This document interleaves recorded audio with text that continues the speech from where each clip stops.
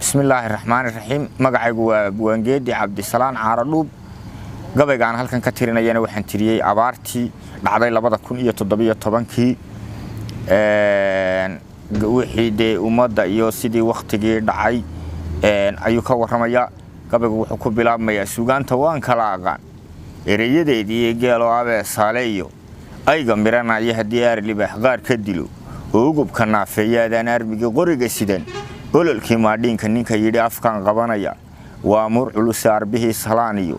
xalee feerayadii laanjayl dabiyo suldaan timacade iyo aadan iyo qowdhan sidoodan araartiyo tixaha u indiheeyay onkodiye sidii waqal gudaay aradka mawdeexday ma iftiinshay baydgaabku waa kala ilaawa nimanyaho abaartii dhacday ee aradka saamaysay afiya dhibkeedii la arag aramideedii eermaan geeli waa gaaban yahay adhina waa quusa aqalada qaxoontiga u kace idil haweenkii ori iyo ninkeediiba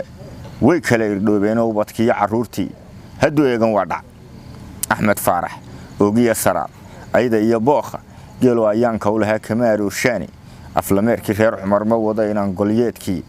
geeli afqoobaad ogeyd aaran baa hadhay afar nuur garweynaba hadduu xero u wadaay xuseen baa ogaadeen u raray umalkii dayreede arbiciin ka soo dooginta uu geliyey iimeey eexiya nugaal baan horweynaa ka loo sidani reer idle iyo sacaadba waa udub cadcaydheede aagaamihii cumariyaa kamaal oosaane salaamada amley kuma qashaan aaran iyo goole ragga agabka soo dhoofin jiray aadan iyo yeesif adduunkii badnaayee la waaginigii eeraane nimankii afkaa taagi jiray ubixi reer daahir amxaarkay ka quutaan galley loo asxaan falay aleyna kuma dib jiro sabaxun iyo xidhiirkii awdnaaye aniis iyo dhashii roobar baan igadhkii maalayni caynaanshihii oof galbeed udubka dheereey aqalada ma seexdaan nayuu amar la'aantii idihii bannaaniye lawaa idinkii dhalay arab iyo dhul buu ciidagale alambasaya awal iyo haddaan reer binin iibin caanaha ankar baa cibraan loo milaayodayadoodii adeegyada samteel baa sambuur lagu ururshay axmed dheere iyo qaasin iyo urur kaloo dhowra aqalada mataan ayuu sameeyay kuuligee afarta araartii hore iyo aragtidaydii onkodiye sidii waqal gudaay aradku mawdeexday ma iftiinshay beedgaabku waa kala ilaawa ayaadku siduu sheegayo eebba ku cadeeyay umadiba waxay geysataa lagu irsaaqa inaga dambownay dhul baa maday ka oofta nimankii adkaystay ee ka tagay ereyadii diinta aramida kaneecada nabruud lagu alhaamay kuwii nooxin karay waxay mareen ololkii naareede arwaaxdii fircoon ayaa dadkii eegaya weli iglan iyo kufaarta fadhida aradka galaadka islaamka ku wada duulan yihiin idil dhamaantood